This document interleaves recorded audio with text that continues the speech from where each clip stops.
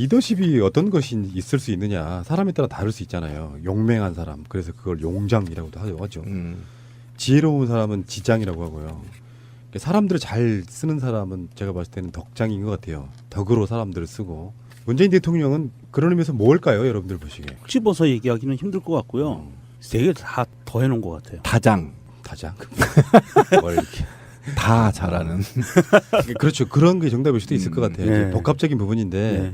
기존과 달라진 점을 하나 최근에 많이 발견했는데 이제 전 뉴스를 계속 봐야 되니까 업무 보고를 받으러 가요. 임명한 장관들한테. 근데 사실은 업무 보고는 본래는 장관들이 와서 하는 거죠. 그렇죠. 예전엔 그랬죠. 예. 근데 부처마다 본인이 직접 사가요. 그 중에 가장 감동적이었던 발언은 이거였죠. 영혼 없는 공직자는 안 된다. 정권에 충성하지 말고 국민에게 충성해라. 문재인 대통령은 오로지 딱 하나예요. 자기 그 정치 철학은 국민을 위한 정치 이거밖에 없는 것 같아요. 뭐 정부 종합청사나 이런 데를 가잖아요.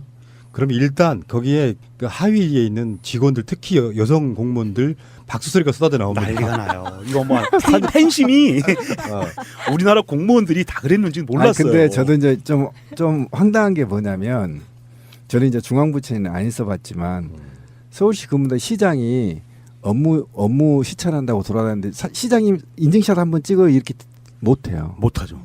못합니다. 권위 때문에 못해. 저 미친. 그러니까 만약에 내가 하해직인데 시장이 시장님 저 팬이에요. 인증샷 하면 중간 관료들이 저 새끼 잘 보여가지고 튀려고 하네.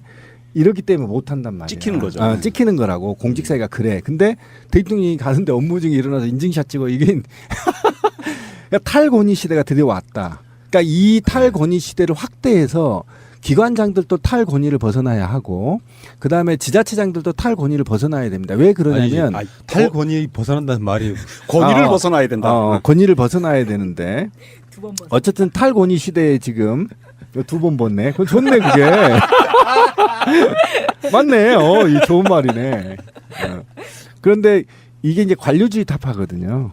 네, 나중에 말씀드리겠지만 굉장히 관료주의 타파인데 저는 이걸 보면서 두 가지의 어제 저도 이제 지금 을지훈련 기간이거든요. 오늘 마지막 날인데 마음이 사실은 일반인들을 보면 우리 대통령 참 괜찮다 이렇게 얘기했는데 저는 그렇게 보지 않았어요. 왜 그랬냐면 이건 이제 내 분야이기 때문에 얘기하는데 영혼 없는 공무원이라는 말이 왜 나온지 아세요? 이명박 박근혜에 있어서 가장 극적으로 보여준 게 영혼 없는 공무원이 된 거예요. 맞아요. 신비님은 저걸 잘할 수밖에 없는 게 본인 영혼 없는 공직자였어. 예. 인정?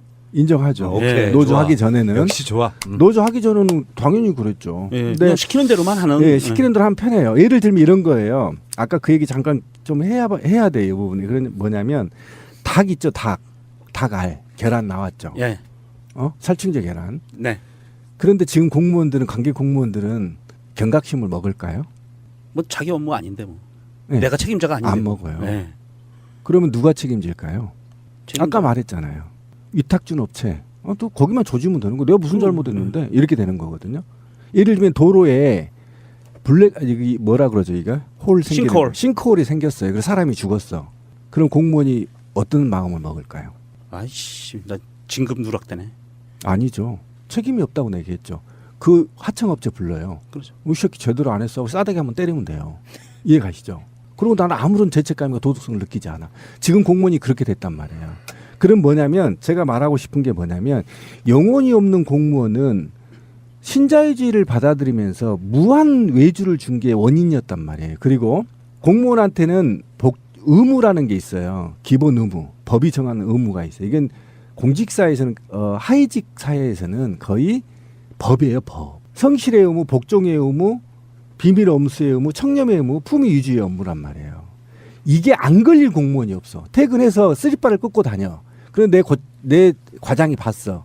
저 새끼 공무원이 저렇게 다닐 수 있어? 해버린 품위주의에 걸린단 말이에요. 그렇죠. 그런데 지금 대통령이 돌아다니면서 영혼 없는 공무원 얘기를 했단 말이에요. 그러면 저는 여기에서 보통 사람이 아니잖아요. 그럼 법을 개정해야 돼요. 왜? 아까 제가 말하는 대로 성실의 의무, 복종의 의무, 비밀 엄수의 의무, 품위 유지의 업무는 업무 시간 내에만 한정한다는 걸 박아야 돼요, 법에. 이게 없어요. 없다 보니까 어떻게 생기냐면 예를 들면 하나만 봅시다. 비밀 엄수의 의무는 뭐를 의미한지 아세요? 우리 청와대에서 내가 비리를 봤어. 내부 비리를 내부 비리하면 바로 잘려요, 이 법에. 제보를 할 수 없게 만드는 예. 그러면 이것들 다 없애야죠. 만약에 예를 들면 비밀조항 엄수 조항에 단서 조항에 국가나 기관장이 부정하는 행위를 했을 때 이를 고발해도 인사상의 불이익을 받지 않는다. 이렇게 해야 되는 것이고요. 그다음에 복종의 의무도 마찬가지입니다.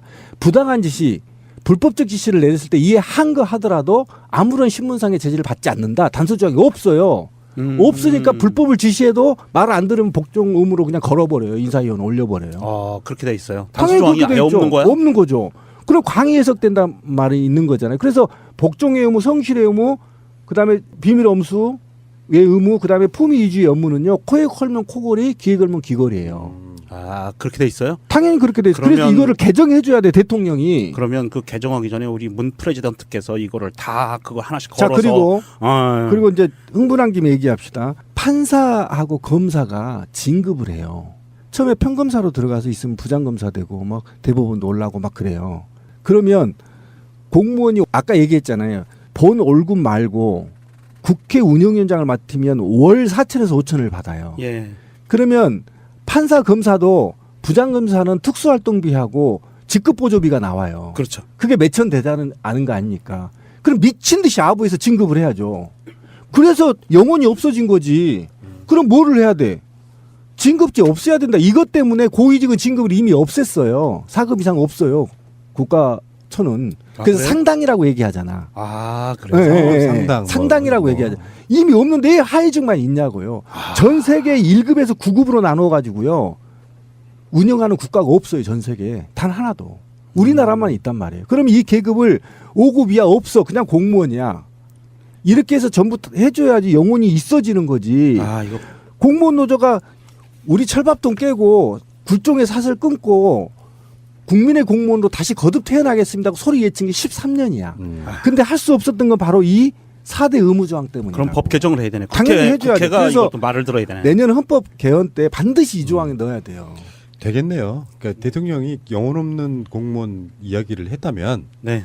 그냥 하진 않았을 거 아니에요. 근데 그렇죠. 제가 이 부분에 대해서 흥분을 해서 음. 민정수석님한테 쪽지를 보냈더니 크게 이렇게 왔어요. 짱. 엄지척. 알고 있다. 일단 아, 알았고요. 그 얘기입니다.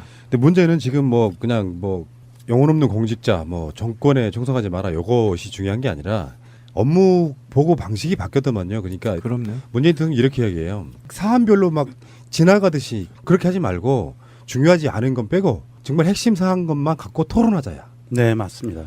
그래서 이제 예상되는 시간이 막 만약에 1시간 정도 잡혀 있다 그러면 막상 끝나는 거 보면 막 2시간, 3시간 동안 토론하는 거예요.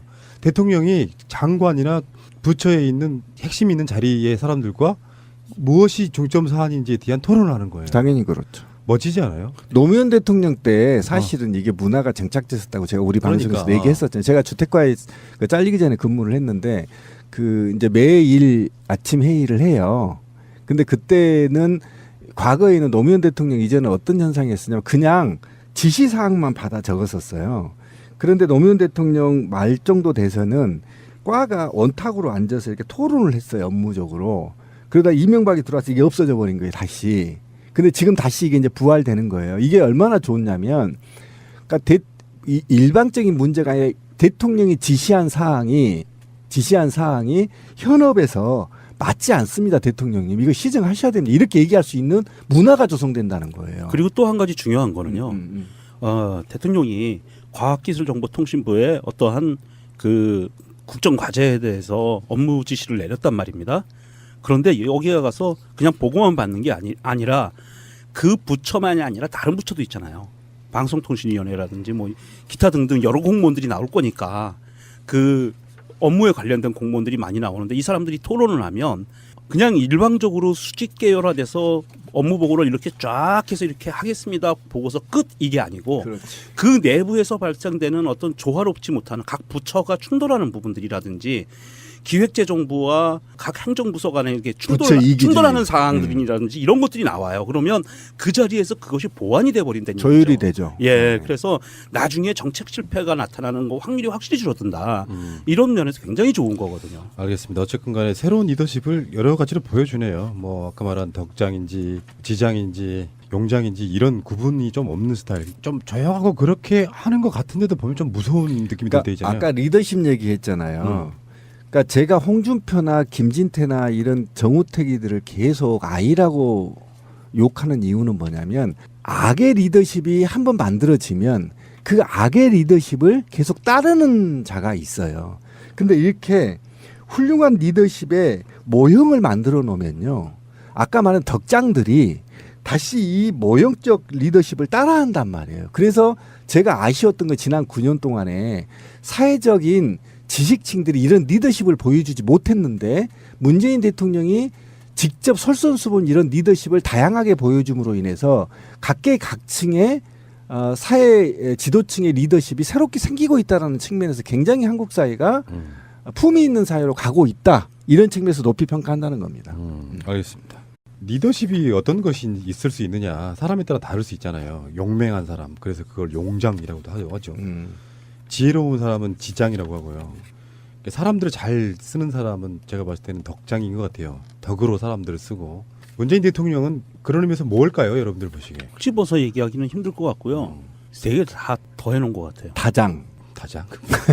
뭘 이렇게 다 잘하는. 그렇죠. 그런 게 정답일 수도 있을 것 같아요. 네. 이제 복합적인 부분인데 네. 기존과 달라진 점을 하나 최근에 많이 발견했는데 이제 전 뉴스를 계속 봐야 되니까 업무 보고를 받으러 가요. 유명한 장관들한테. 근데 사실은 업무 보고는 본래는 장관들이 와서 하는 거죠. 그렇죠. 예전엔 그랬죠. 2번 봤네. 그건 좋네 그게. 맞네. 이 좋은 말이네. 그런데 이게 이제 관료주의 타파거든요. 나중에 말씀드리겠지만 굉장히 관료주의 타파인데 저는 이걸 보면서 두 가지의 어제 저도 이제 지금 을지훈련 기간이거든요. 오늘 마지막 날인데 마음이 사실은 일반인들을 보면 아 우리 대통령 참 괜찮다 이렇게 얘기했는데 저는 그렇게 보지 않았어요. 왜 그랬냐면 이건 이제 내 분야이기 때문에 얘기하는데 영혼 없는 공무원이라는 말이 왜 나온지 아세요? 이명박 박근혜에 있어서 가장 극적으로 보여준 영혼 없는 공무원이 된 거예요. 맞아요. 그러니까 신비님은 저걸 잘할 수밖에 없는 게 본인 영혼 없는 공직자였어. 예. 근데 부처마다 본인이 직접 사과해요. 그 중에 가장 감동적이었던 발언은 이거였죠. 영혼 없는 공직자는 안 된다. 정권에 충성하지 말고 국민에게 충성해라. 문재인 대통령은 오로지 딱 하나예요. 이 자기 그 정치 철학은 국민을 위한 정치 이거밖에 없는 것 같아요. 뭐 정부 종합청사나 이런 데를 가잖아요. 그럼 일단 거기에 그 하위에 있는 직원들 특히 여성 공무원들 박수 소리가 쏟아져 나옵니다. 난리가 나요. 이거 뭐 팬심이 우리나라 공무원들이 다 그랬는지 몰랐어요. 근데 저도 이제 좀 황당한 게 뭐냐면 저는 이제 중앙부처에는 안 있어봤지만 서울시 근무대 시장이 업무 시찰한다고 돌아다니는데 시장님 인증샷 한번 찍어 이렇게 못해요. 못하죠. 못합니다. 권위 때문에 못해. 저 미친. 그러니까 만약에 내가 하해직인데 시장님 저 팬이에요. 인증샷 하면 중간 관료들이 저 새끼 잘 보여가지고 틸라고 하네. 이렇기 때문에 못한단 말이야. 찍히는 거죠. 찍히는 거라고. 공직사회가 그래. 근데 대통령이 가는데 업무 중에 일어나서 인증샷 찍어. 이게 그러니까 탈권위 시대가 드디어 왔다. 그러니까 이 탈권위 시대를 확대해서 기관장들도 탈권위를 벗어나야 하고 그다음에 지자체장들도 탈권위를 벗어나야 됩니다. 왜 그러냐면 탈권위 벗어난다는 말이 권위를 벗어나야 된다. 권위를 벗어나야 되는데 어쨌든 탈권위 시대에 지금 인정하죠. 오케이, 노조하기 좋아. 전에는 역시 좋아. 노조하기 전에는 당연히 그랬죠. 예, 그냥 시키는 대로만 하는. 시키는 대로 하면 편해요. 예를 들면 이런 거예요. 아까 그 얘기 잠깐 좀 해야 돼요. 이 부분이. 그런 뭐냐면 닭 있죠. 닭알 계란 나왔죠. 예. 살충제 계란. 네. 그런데 지금 관계 공무원들은 경각심을 먹을까요? 뭐 자기 업무 아닌데 뭐. 네. 내가 책임자가 아닌데. 안 먹어요. 네. 그러면 누가 책임질까요? 책임자. 아까 말했잖아요. 위탁준 업체. 또 거기만 조지면 되는 거. 내가 무슨 잘못했는데 이렇게 되는 거거든요. 예를 들면 도로에 뭐라 그러죠, 이거? 싱크홀이 생겼어요. 그래서 사람이 죽었어.